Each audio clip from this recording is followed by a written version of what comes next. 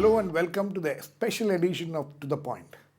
I have with me today one of the greatest filmmakers of India, the one who is now attempting, or rather has already attempted, making of the Indian Constitution. Samvidhaan, a 10-part mini-series which is going to be telecast on Rajya Sabha TV soon. I have with me Mr. Shyam Benegal. Welcome, Mr. Shyam Benegal. Mr. Benegal, when you took up this project, what was in your mind? How were you going to? Constituent Assembly, making of the Constitution, just the Constituent Assembly debates run into several volumes, dozens and dozens of volumes.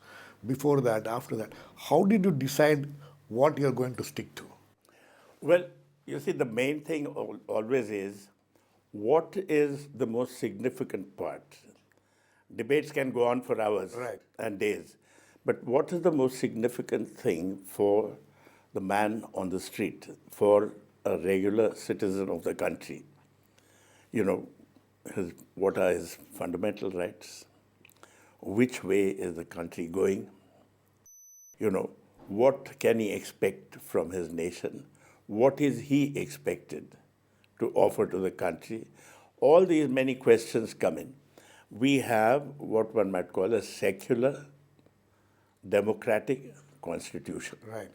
Now, a secular democratic constitution means that the constitution has been framed and designed in such a way that it will allow for all manner of beliefs, ethnicities, everything. It's a kind of, it contains the whole country. Right.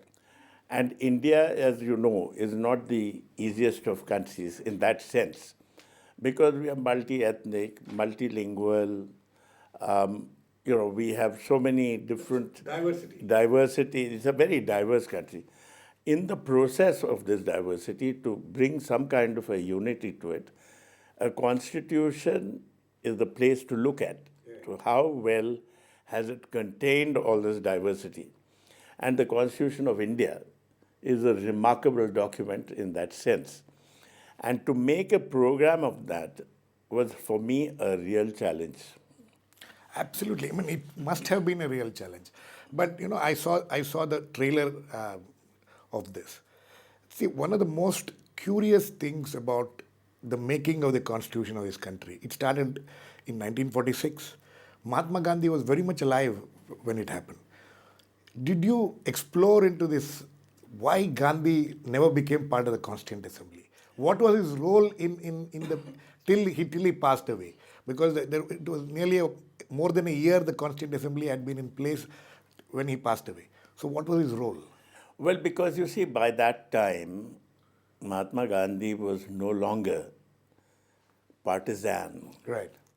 He was looking at the country as a whole. He was not looking at one or another community of people. So he was, in other words, a kind of guiding light to the country as a whole, not only for one or another section of the population, which is one of the reasons why he even gave up the membership of the Congress Party. So you must remember that this was the thing. But this inspiration for the Constitution, you can say that he was also one of the major influences, the inspirations for the Indian Constitution, because he had already created a seminal constitution early in the 1920s. Right. So you see, that process continued, because we've always believed that we needed something to contain us all equitably, so that it wouldn't be exploitative of one group over another. Now, that process obviously was being thought of even well before India became independent. Right. In the mid-20s, there was this document which Motilal Nehru and Tej Sapru came up with. They spoke about universal suffrage and all those things. Absolutely. In that. So, that seemed to have been the inspiration. But, when you started doing this, when you started researching on this, who did because there are so many characters in this whole drama. I mean, this is a drama. 10 There were part, 294 members. 294 members and people outside, who are not members but very key people. One of them, incidentally, is your relative, was your uncle. Yes. Benegal Narsingh Rao. Narsingh Rao, yes. So Benegal Narsingh Rao, B.N. Rao as he is popularly known as, He was an ICS officer. he is an ICS officer. He was appointed constitutional advisor to the Constituent Assembly. Does his role come into play in this series? Of course it does, because he was the person, because he knew constitutions of many countries. Right. He was actually an advisor to more than to, I mean, he was constitutional advisor in India, but he was also to some other countries. And in addition to that, eventually he became A judge. a judge in the International Court of of Justice, Justice. yes. So he was an ICS officer, so he had a great understanding of administration as well. So the actual, he worked under Ambedkar. He wrote the first draft constitution. draft, yes. And then that draft constitution was discussed by the drafting Yes. committee. So, so you have a personal connection with this whole... More than me, it's not immediately direct, because you see, he was twice removed. He was not immediate. Immediate uncle, okay. Yes. The other person is Shama Zaidi, who is one of the writers. Right. Her father, Colonel Zaidi, was a member of the Constituent Assembly. from Uttar Pradesh. Yes. Or central provinces, yes, as it was from known Rampur. as. Central provinces, as it was known as. Okay, now, when we talk of Constituent Assembly, what was the job of the Constituent Assembly? The job of the Constituent Assembly, as some people put it, was to reconcile competing visions. How were you able to bring out these competing visions without... See, we are living in a very delicate situation. Day and age, there's a lot of strife in this country, the divisive politics and all. So, was that in your mind, how to depict this without creating any more further strife? You see, Acharya Kriplani, who was part of the whole process, said something interesting. He said, here we are sitting and knocking on each other's heads, not gathering of heads. So the idea of a Constituent Assembly is the gathering of those heads. Right. So it's a vision of a community, and that community consists of all of India. So you to create something on the basis of a collective vision. Right. That was their challenge. Right.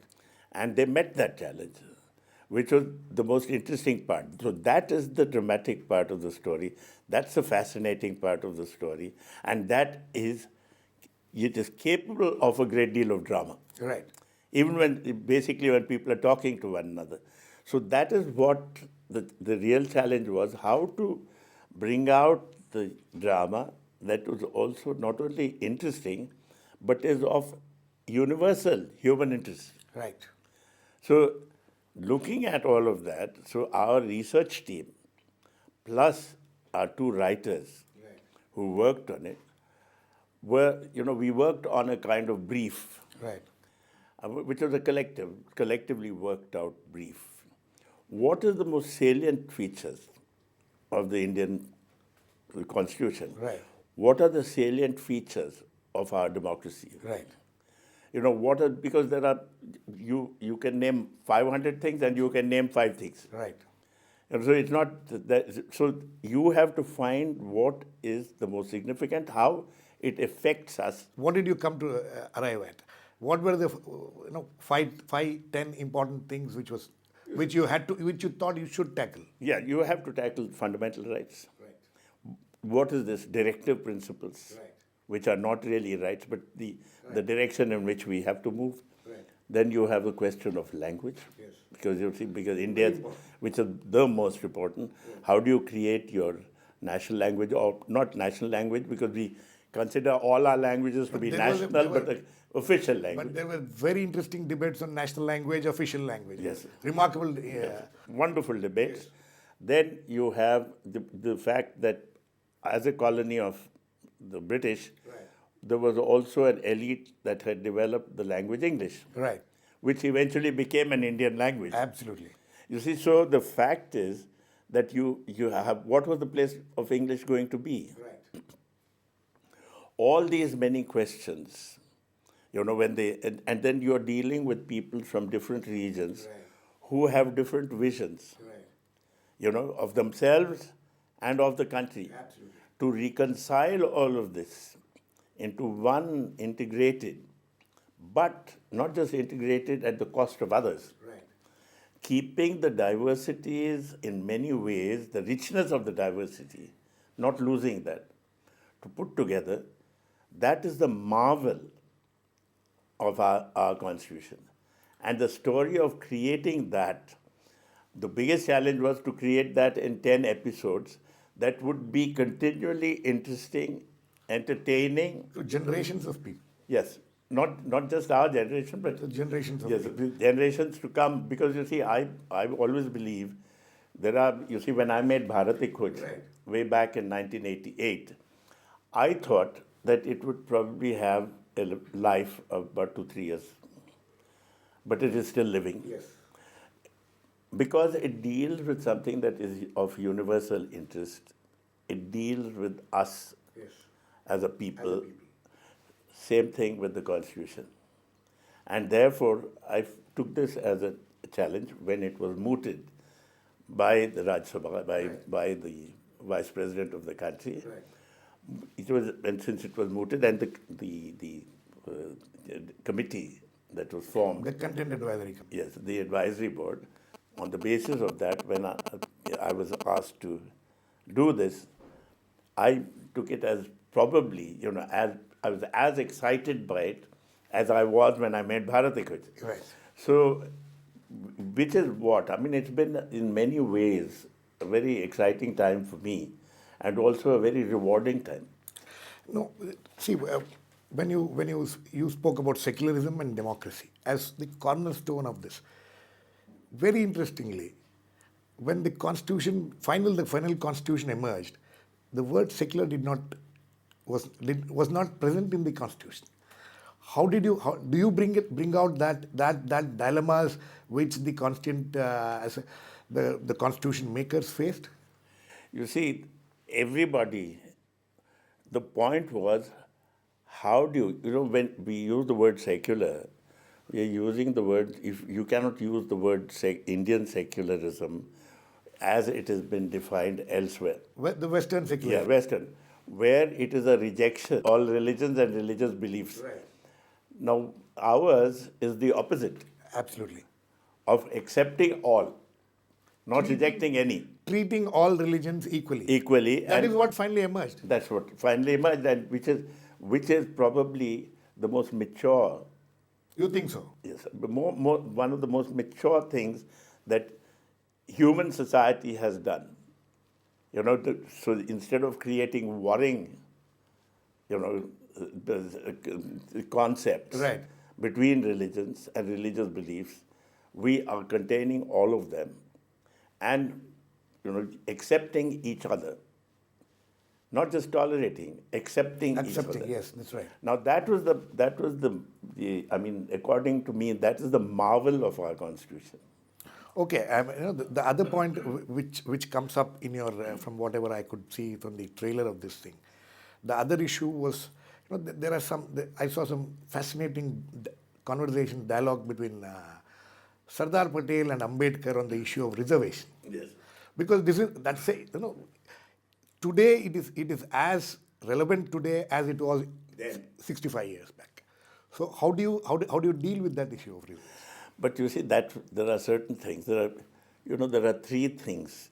When you're traveling in a train, you will find that objects closest to you move the fastest. The objects little further away move slightly slower. Objects really far away seem hardly to move. You have to look at human society in those terms. There are certain things that are perennial, that remain. Right. They too are changing, but they don't change at the same rate Right. as some other things in our society. So when you look at problems, there are certain problems that cannot be solved overnight. Right. You have to live with them and gradually change that. So there are many levels of this. Now, this is what is by far the most interesting thing, because when you make a program, there are certain things that happened 63, 64 years ago Right. that you say, but it happens today. Absolutely. You know, it's We are still evolving actually. yes, it's And evolving. and the constitution itself is evolving. Yes. Sir, on that note, I think we need to go into a very short break now. Please keep watching. We'll come back and continue this fascinating conversation with Mr. Shyam Benegal. Welcome back. We are in conversation with Mr. Shyam Benegal, the maker of Samvidhaan, the making of the Constitution of India, which will be shown on Rajya Sabha TV very soon. Mr. Benegal, coming back to the fact that you are also a member of Rajya Sabha. You were a member of Rajya Sabha for 6 years. Before that, you had this varied experience as a filmmaker, an intellectual, you have been a thinking person. When you sat for the 6 years in the Rajya Sabha, and then when you were given this project to handle, how did your experience as a member of parliament help you or affect this whole series? See, the process of making laws, which is the job of the parliament, that whole process is a fascinating one. And that little experience that I had of it came and gave me a lot of insights into how it may have happened at that time. Because it was very interesting. Of course, the odd part of it is whether real or imagined, what happened in the past, particularly at this time, the level of debates and so on and so forth always seems somehow better than what is happening today. There is a certain kind of difference there. But you mustn't forget that, you see, at that time, when the constitutional thing was happening, it was the cream of India's thinking. Absolutely. Thinkers. Absolutely. And so when they came together, obviously the levels of debate were going to be much higher. It's very interesting. It is said, it's not just said, it's a fact, that only the Constituent Assembly members, that 290 all of them, represented only 10% of the Indian population at that time. Yes. So, that, as you were saying, it represented the elite, the cream of the society. And now we are in a completely different era, right? But you see, at that time, what was the situation was that all of them were also educated. Right. And therefore, they could look at things. Because you see, education always helps to broaden your vision. And the context, context was completely different. Yes. Right? So, sir, we'll leave that there. But, I want to flag one more issue, which is very crucial. The Constituent Assembly started in 1946, November. And then the Muslim League never participated in that. No. How do you deal with that? They were members of the Muslim They were League. members, but they never participated in that. No, they did. You The had first session, the Muslim League yes, boycotted. but then you had people, you had Poker Saab, you had Sadullah. There They were all people. came later. Yes, they did come, they did participate, some of them. Jinnah didn't participate. No, Jinnah did not participate. Right. Jinnah didn't participate, Liaquat Ali Khan didn't Right. participate. The leaders of that level did not participate, some of the others did. But then you see, you have the people who participated and some of them who remained there actually did not go to Pakistan. Go to Pakistan. Yeah. Out of that, I think 70, 80 odd members of the Muslim League, 20, 23 members remained in India and they continued in the constitution. Yes, they continued. You tell me, when you were doing your research, when you were trying to put these things together, was that something which you thought needs to be told? The story needs to be told about the Muslim League and its approach towards Constituent Assembly and how it affected the proceedings at all? See, the fact is that there was no need to underline that. There's no need to. Because since we have accepted everybody, we give equal weightage to different communities. So the question of pinpointing that or underlining that did not even arise. Okay. So it was not important to me to point to that, because it's there overall. Right. What do you think was the biggest achievement of the Constituent Assembly? The biggest achievement is that it not only continues to exist, it is a living, throbbing, thriving document. It is being amended from time to time as it needs to be to meet the requirements of every generation that comes, because world keeps changing. Your relationship with the world, your environment changes. All of those things get reflected in your constitution.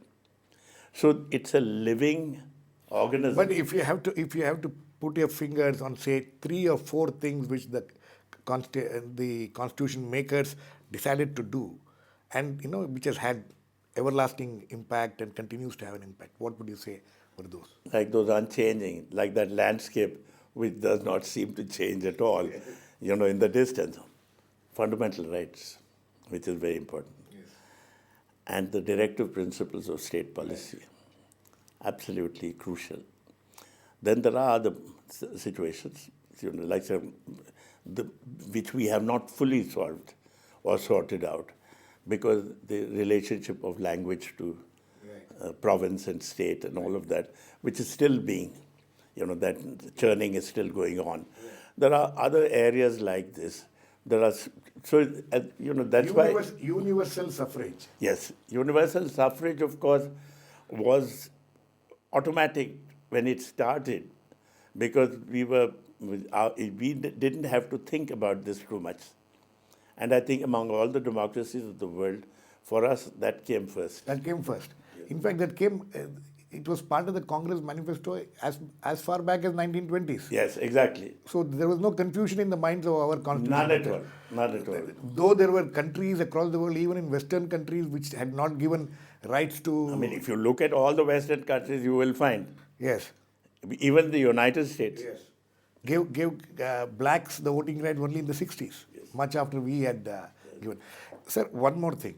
When Rajendra Prasad, how crucial was he to the... Rajendra Prasad. Yeah. Rajendra Prasad, Ambedkar, Nehru, Sardar Patel. Would you say these were the 4 pillars of the Constitution? I would say there were others too. Yeah. But these were by far the most well-known, let's put it that way. But there were others also. Without their presence... Who were the characters who you bring out in your... Who were not necessarily in the front line of the nationalist movement, but played a hugely significant part in the making of the Constitution? Ambedkar. Yes.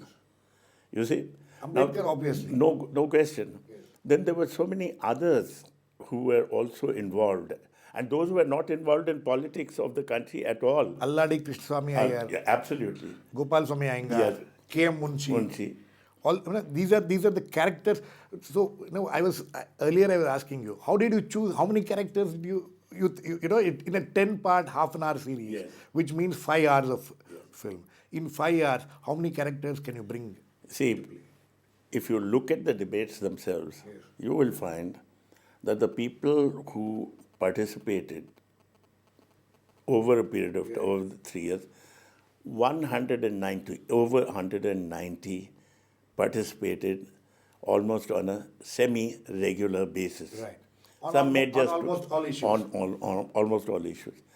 Then 155 of them were the ones that eventually, what they said, mattered to the extent of adding and defining the Constitution itself.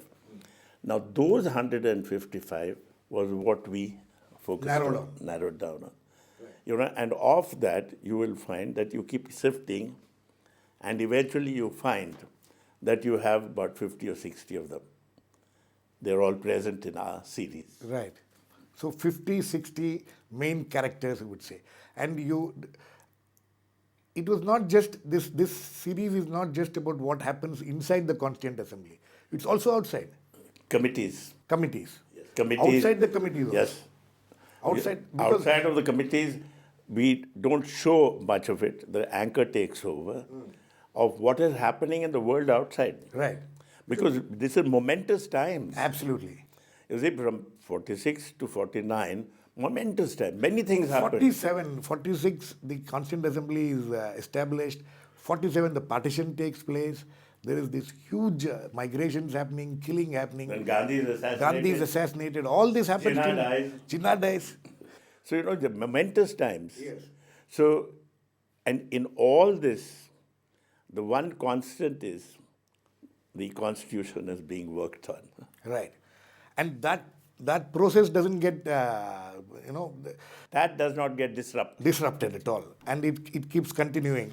And they are, just imagine when one tries to imagine, there are these millions of people crossing borders, and but here we are discussing about secularism and things like that. How does that, do you manage to bring that into play in your... Well, we did, but the fact is that you can't do too much because you can't lose focus on what you're doing. Because there's a lot else that's happening at that time. But if it was a longer program, of course, one could bring a lot of those things. Okay, sir. On that note, I think we need to end. Thank you very much, and I hope that this 10-part mini-series on the making of the Indian Constitution, the Samvidhaan, will be a document for many generations to come. Thank you very much.